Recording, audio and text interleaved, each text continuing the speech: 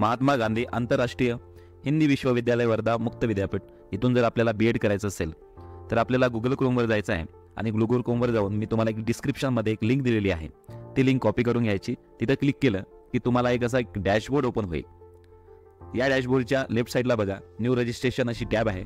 तिथं क्लिक केलं की आपल्याला असं एक फॉर्म ओपन होईल ज्याच्यामध्ये आपल्याला अप्लिकेंटचं रजिस्ट्रेशन करायचं आहे, ज्याच्यामध्ये अप्लिकेंटचं नाव, त्याचा ईमेल ॲड्रेस एकदा कन्फर्म करायचा, एक पासवर्ड क्रिएट करायचा, तो पासवर्ड एकदा कन्फर्मेशन म्हणून पुन्हा एकदा टाकायचा. त्यानंतर आपला मोबाईल नंबर आणि मोबाईल नंबर पुन्हा एकदा टाकून कॅप्चा कोड टाकून तुम्हाला स्वतःला रजिस्टर करता येईल आणि रजिस्ट्रेशन पूर्ण झालेलं असेल. त्यानंतर तोच डॅशबोर्ड परत ओपन होईल. त्याच्या राईट साईडला बघा रजिस्टर्ड युजर लॉग इन, याच्यामध्ये आपला युजर ID पासवर्ड टाकून कॅप्चा टाकून आपल्याला लॉग इन करायचं आहे. असं एक डॅशबोर्ड ओपन होईल ज्याच्यामध्ये वर तुमचं नाव आलेलं असेल. आपल्याला प्रोफाईल भरून घ्यायचं आहे. प्रोफाईल भरत असताना तुमचं नाव, तुमचं मधलं नाव, तुमचं आडनाव, त्यानंतर तुमचा जेंडर, तुमचं नाव हिंदीमध्ये किंवा मराठीमध्ये खाली टाईप करायचं आहे. त्यानंतर तुमचं date of birth, day, month आणि इयर यानुसार टाकून घ्यायचं आहे. बाजूला तुमची कॅटेगरी सिलेक्ट करायची आहे. जर कॅटेगरीमध्ये येत असाल तर त्याचा सर्टिफिकेट नंबर आणि त्याची डेट तुम्हाला टाकायची आहे. ईमेल ID आणि मोबाईल नंबर रजिस्ट्रेशनच्या वेळेस टाकल्यामुळे ते ॲटोमॅटिकच आलेलं आहे. तुम्हाला ब्लड ग्रुप आणि बाकी बेसिक माहिती भरायची आहे. तुम्हाला जन्मस्थान विवरण पण भरायचं आहे. त्यानंतर खालची माहिती आहे फॅमिली डिटेल्समध्ये तुमची माहिती भरून घ्या. खाली बघितलं तर तुम्ही आधी या विश्वविद्यालयामध्ये पंजीकृत आहात का याविषयी लिहायचं येस ऑर नो ही माहिती. म्हणून तुम्हाला ABC ID क्रिएट करायची आहे. क्रिएट केली नसेल तिथं क्लिक करून ती ID क्रिएट करून घ्या, असेल तर ऑटोमॅटिक तिथं टाकून घ्या. त्यानंतर या बाकी फिलअप करून तुमचा ॲड्रेस या पण त्या पूर्ण भरून घ्यायच्या आहेत.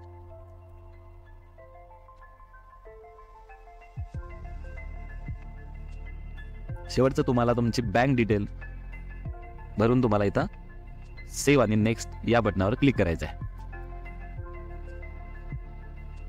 आता जी माहिती भरली त्याचा प्रिव्ह्यू येणार, त्याला नेक्स्ट केलं की सेकंड पेज ओपन होणार. तिथं पण माहिती भरून घ्या. तिथं माहिती भरल्यानंतर खाली स्क्रोल डाऊन करायचं तुम्हाला आणि सेव्ह आणि नेक्स्ट या बटनावर क्लिक करायचं. जी माहिती आताच भरली तिचा पुन्हा एकदा प्रिव्ह्यू येणार, त्याला परत एकदा नेक्स्ट करायचं म्हणजे थर्ड पेज ओपन होईल. या थर्ड पेजमध्ये तुम्हाला डॉक्युमेंट्स अपलोड करायचे आहेत. हे फोटो किंवा साईन तुम्हाला JPG किंवा JPEG या फॉर्ममध्ये असणार आहे. त्यांची साईज ही 10 KB ते 124 KBच्या आतमधली असली पाहिजे. आता मी हे 3 फोटो, सिग्नेचर आणि माझी कॅटेगरी इथं अपलोड करतोय. अपलोड केल्यानंतर स्टार्ट अपलोड या बटनावर क्लिक करावं लागेल, ते अपलोड होईल. अशा प्रकारे 3 डॉक्युमेंट अपलोड करायचे आणि त्यानंतर प्रोफाईल व्यक्तिगत विवरण जगाकडे सबमिट प्रोफाईल चेकबॉक्सवर क्लिक करून सबमिट करायचं. अशा प्रकारे इंटरफेस ओपन. त्या इंटरफेसच्या खाली जतन करे अप्लाय वर अवलोकन आहे, व्ह्यू आहे, तुम्ही पाहू शकता तुमचा फॉर्म. आता तुम्हाला पाठ्यक्रम निवडायचा आहे, त्यामुळे तुम्ही तिथं पाठ्यक्रम निवडणार आहेत. त्या पाठ्यक्रम निवडताना तुम्हाला हे सर्व फॉर्म भरून घ्यायचं आहे. बॅचलर एज्युकेशन, तुमचा स्टडी सेंटर निवडायचं आहे, तुमचा विषय, तुमचं पोस्ट ग्रॅज्युएशन झालंय का, तुमचं DEd झालंय किंवा त्या ड्रॉपडाऊनमध्ये जे तुम्हाला योग्य असेल ते सिलेक्ट करून घ्या. त्यानंतर तुमचे मार्क्स पण टाकायचे आहेत, पर्सेंटेज टाकायचे आहेत. त्यानंतर चेकबॉक्सला क्लिक करून नेक्स्ट करायचं. पहिला पेज भरून झाला आहे, त्याला तो प्रिव्ह्यू होईल, तो अगला नेक्स्ट करायचं. त्यानंतर सेकंड पेज ऑटोमॅटिक भरलेलंच येणार आहे, कारण आपण प्रोफाईल भरताना ते भरून घेतलं होतं. ते नीट चेक करून घ्यायचं. त्यानंतर नेक्स्ट करायचं. तिसरा पेज आहे ज्याच्यामध्ये 10वी 12वी आणि तुमच्या ग्रॅज्युएशनची माहिती आहे, ज्याच्यामध्ये तुमचं इयर, तुमचे पर्सेंटेज, तुमच्या महाविद्यालयाचं नाव, तुमचा बोर्ड आणि तुमचा सब्जेक्ट ग्रुप कोणता आहे, तुमचं त्यामध्ये डिव्हिजन कोणता आलेला आहे, हे सगळी माहिती तुम्हाला ग्रॅज्युएशनची पण भरून घ्यायची आहे. त्यानंतर पोस्ट ग्रॅज्युएशन झालं असेल स्नातकोत्तर तर ती माहिती भरून घ्यायची आहे आणि सेव्ह आणि नेक्स्ट करून घ्यायचं.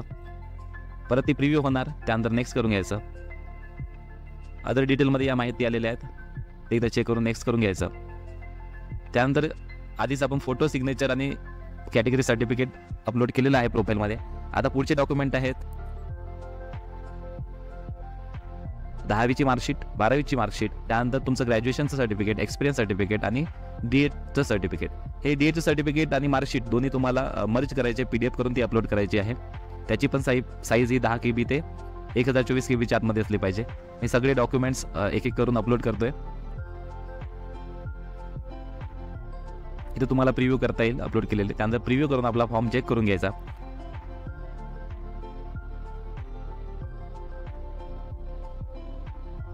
त्यानंतर चेकबॉक्सला क्लिक करून पे फी असं क्लिक करायचं.